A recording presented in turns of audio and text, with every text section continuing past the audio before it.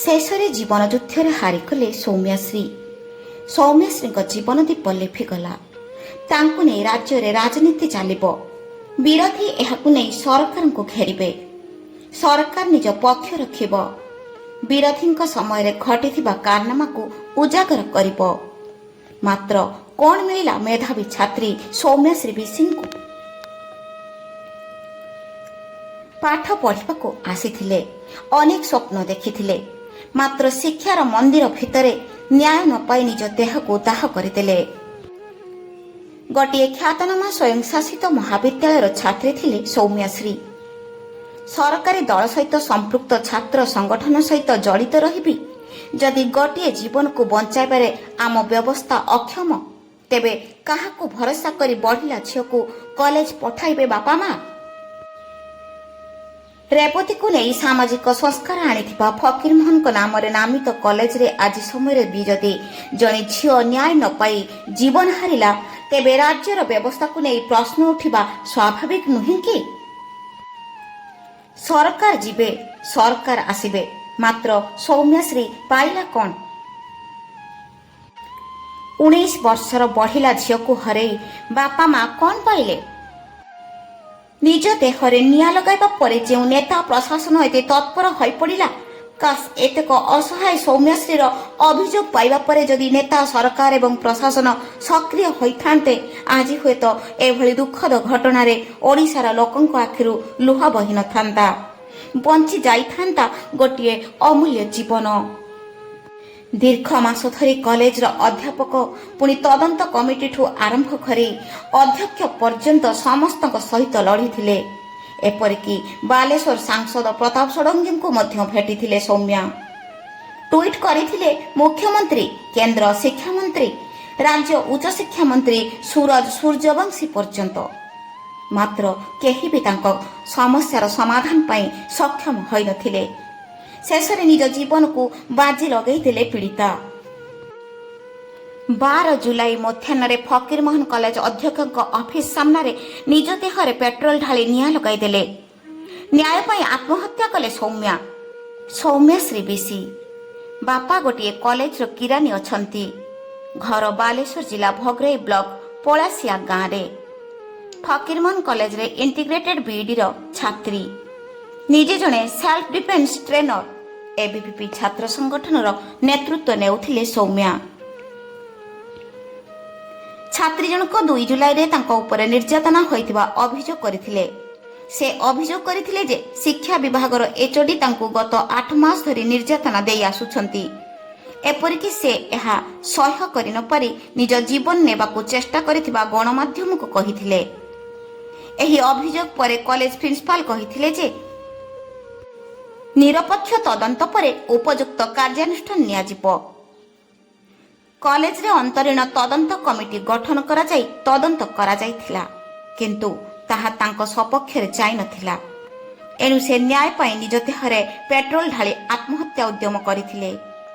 ମାତ୍ର ନିଆଁ ତାଙ୍କ ଦେହକୁ ଏତେ ପୋଡ଼ି ଦେଇଥିଲା ଯେ ପ୍ରଥମେ ବାଲେଶ୍ୱରରେ ପ୍ରାଥମିକ ଚିକିତ୍ସା ପରେ ଭୁବନେଶ୍ୱର ଏମ୍ସକୁ ସ୍ଥାନାନ୍ତର କରାଯାଇଥିଲା। 8 ଜଣିଆ ଏକ୍ସପର୍ଟ ଡାକ୍ତରଙ୍କ ଅକ୍ଲାନ୍ତ ଉଦ୍ୟମ ପରେ ବି ଶେଷରେ ସୋମବାର ରାତି 11:46 ତାଙ୍କର ମୃତ୍ୟୁ ହୋଇଥିବା କଥା ଏମ୍ସ ସୂତ୍ରରୁ ପ୍ରକାଶ କରାଯାଇଥିଲା। ଅନ୍ୟପଟେ ଅଭିଯୋଗ ତଦନ୍ତ ପାଇଁ ସରକାରଙ୍କ ଦ୍ୱାରା ନିଯୁକ୍ତ ଏକ 3 ଜଣିଆ ତଦନ୍ତ ଦଳ ରବିବାର ଦିନ ବାଲେଶ୍ୱର ଏଫ୍ଏମ୍ କଲେଜ ଗସ୍ତ କରିଥିଲା। ଯଦିଓ ଶନିବାର ଦିନ ଘଟଣା ଘଟିବାର କିଛି ଘଣ୍ଟା ମଧ୍ୟରେ ଅଭିଯୁକ୍ତ ଅଧ୍ୟାପକ ସମୀର ସାହୁଙ୍କୁ ନିଲମ୍ବନ ସହିତ ଗିରଫ କରାଯାଇଥିଲା ଏବଂ ଅଧ୍ୟକ୍ଷ ଦିଲ୍ଲୀପ ଘୋଷଙ୍କୁ କେବଳ ନିଲମ୍ବନ କରିଥିଲେ ସରକାର। ମାତ୍ର ସୋମବାର ଦିନ ଦିଲ୍ଲୀପ ଘୋଷଙ୍କୁ ମଧ୍ୟ ଗିରଫ କରାଯାଇଛି। ଏବେ 14 ଦିନିଆ ବିଚାର ବିଭାଗୀୟ ଜେଲରେ ଅଭିଯୁକ୍ତ ଅଧ୍ୟକ୍ଷ ଦିଲ୍ଲୀପ ଘୋଷ। ଏହି ଘଟଣା ପରେ କଲେଜର ଉତ୍ତେଜନା ପ୍ରକାଶ ପାଇଥିଲା। ବାଲେଶ୍ୱରଠୁ ଭୁବନେଶ୍ୱର ସୌମ୍ୟାଙ୍କୁ ନେଇ ରାଜନୀତି, ବାଦ ବିବାଦ, କଥା କଟାକଟି ଚାଲିଲା। ପୀଡ଼ିତା ବାଲେଶ୍ୱର ସାଂସଦ, କେନ୍ଦ୍ର ଶିକ୍ଷାମନ୍ତ୍ରୀ ଧର୍ମେନ୍ଦ୍ର ପ୍ରଧାନ, ରାଜ୍ୟ ମୁଖ୍ୟମନ୍ତ୍ରୀ, ରାଜ୍ୟ ଉଚ୍ଚଶିକ୍ଷାମନ୍ତ୍ରୀଙ୍କୁ ଟ୍ୱିଟ୍ କରି ଜଣାଇଥିବାରୁ ଏବଂ ସାଂସଦକୁ ସାକ୍ଷାତ କରି ନ୍ୟାୟ ପାଇଁ ଅନୁରୋଧ କରିଥିବାରୁ ପୀଡ଼ିତାଙ୍କୁ ନ୍ୟାୟ ଦେବାର ବିଫଳତା ପାଇଁ ବିଜେଡି ଓ କଂଗ୍ରେସ ମନ୍ତ୍ରୀମାନଙ୍କ ଇସ୍ତଫା ଦାବି କରିଥିଲେ। ଏହା ମଧ୍ୟରେ କ୍ରାଇମବ୍ରାଞ୍ଚ ମଧ୍ୟ ନିଜ ତରଫରୁ ଏକ ମାମଲା ରୁଜୁ କରି ବାଲେଶ୍ୱର ଫକୀରମୋହନ କଲେଜ ଯାଇ ତଦନ୍ତ କରି ଫେରିଛି। ସୋମବାର ଦିନ ବିଜେଡି ବାଲେଶ୍ୱରରେ ଆନ୍ଦୋଳନ କରିଥିଲା। କଂଗ୍ରେସ ମଧ୍ୟ ରାଜ୍ୟ ତଥା ଜାତୀୟ ସ୍ତରରେ ଏହାକୁ ଏକ ପ୍ରମୁଖ ଘଟଣା ଭାବେ ସରକାରକୁ ବିରୋଧ କରି ଆରମ୍ଭ କରିଛି।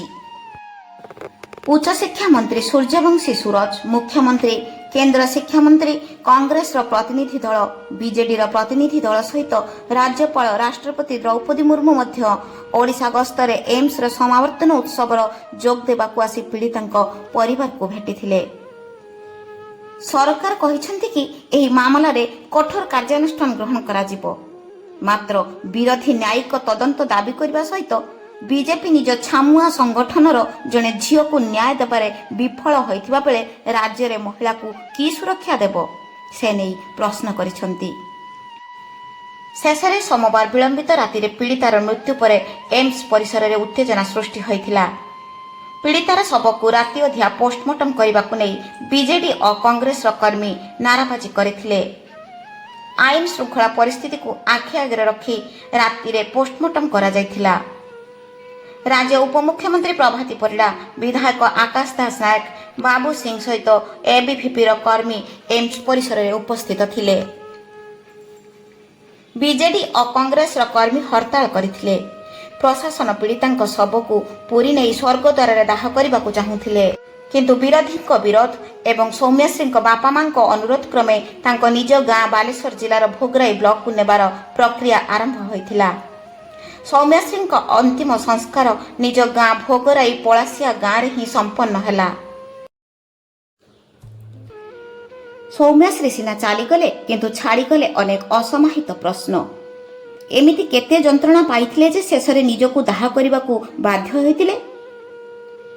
ଶନିବାର ଦିନ ମଧ୍ୟାହ୍ନରେ ଅଧ୍ୟକ୍ଷଙ୍କୁ ଭେଟିବାକୁ ଆସିଥିବା ପୀଡ଼ିତାକୁ 2 ମିନିଟ୍ ଭିତରେ ପେଟ୍ରୋଲ ଆଣି ଦେଇଥିଲା କିଏ? ଅଫିସରୁ ବାହାରିବା ପୂର୍ବରୁ କିଛି ମୋବାଇଲର ଭିଡ଼ିଓକୁ ଅନ୍ କରି ରଖିଥିବା ଛାତ୍ର ବା ଛାତ୍ରୀ କିଏ? ନିଆଁରେ ପୋଡ଼ିଯାଇଥିବା ବେଳେ ନିଜର ସହପାଠୀମାନେ ଉଦ୍ଧାର କରିବା ପରିବର୍ତ୍ତେ ମୋବାଇଲରେ ଭିଡ଼ିଓ ସୁଟିଂ କରିବା କେତେ ମାନବୀୟ? ଏମିତି ଅନେକ ପ୍ରଶ୍ନର ଉତ୍ତର କିଏ ଦେବ? ମିଳିବ କି ନାହିଁ ତାହା ସମୟ ହିଁ କହିବ। ଏତେ ପରେ ସରକାର ମହିଳାଙ୍କ ସୁରକ୍ଷା ପାଇଁ ଆଇନର ଆଉ କିଛି ପରିବର୍ତ୍ତନ ଆଣିବେ କି? ହୁଏତ ଭବିଷ୍ୟତରେ ସୌମ୍ୟଶ୍ରୀଙ୍କ ଭଳି ଆଉ କାହାର ଜୀବନ ନ ଯାଉ। ଆଶା ରଖୁଛୁ ସରକାର ବୁଝିବେ। ବଢ଼ିଲା ଝିଅକୁ ନେଇ କେତେ ସ୍ୱପ୍ନ ଦେଖିଥିବା ବାପା ମାଙ୍କ ହୃଦୟର ଯନ୍ତ୍ରଣା ଓ ଦୁଃଖ, ଛାତିର କୋହ ଓ ଆଖିରେ ଲୁହ। ଶେଷରେ ଆମେ କହିବୁ, ସୌମ୍ୟଶ୍ରୀ, ମାନସିକ ସ୍ତରରେ ତୁମକୁ ଅଧିକ ସଶକ୍ତ ହେବାର ଥିଲା। କଲେଜ ତୁମ ପାଇଁ ଶେଷ ନ୍ୟାୟାଳୟ ନଥିଲା। ନ୍ୟାୟ ପାଇଁ ଲଢ଼େଇ କରି ତୁମେ ତ ଚାଲିଗଲ, ମାତ୍ର କେମିତି ବଞ୍ଚିବେ ତୁମ ବାପା ମା? ତୁମକୁ ହରେଇ ଥରେ ଚିନ୍ତା କରିବାର ଥିଲା। Bureau report, Odia news. ଅଧିକ ଜାଣିବା ପାଇଁ ଆମ ଚ୍ୟାନେଲକୁ ଲାଇକ୍, ସେୟାର, ସବସ୍କ୍ରାଇବ୍ କରିବାକୁ ଆଦୌ ଭୁଲନ୍ତୁ ନାହିଁ। ସତେଜ ଖବର, ସଠିକ୍ ଖବର, ଆମେ ଦେଖାଇବୁ ଖବର ପଛର ଖବର।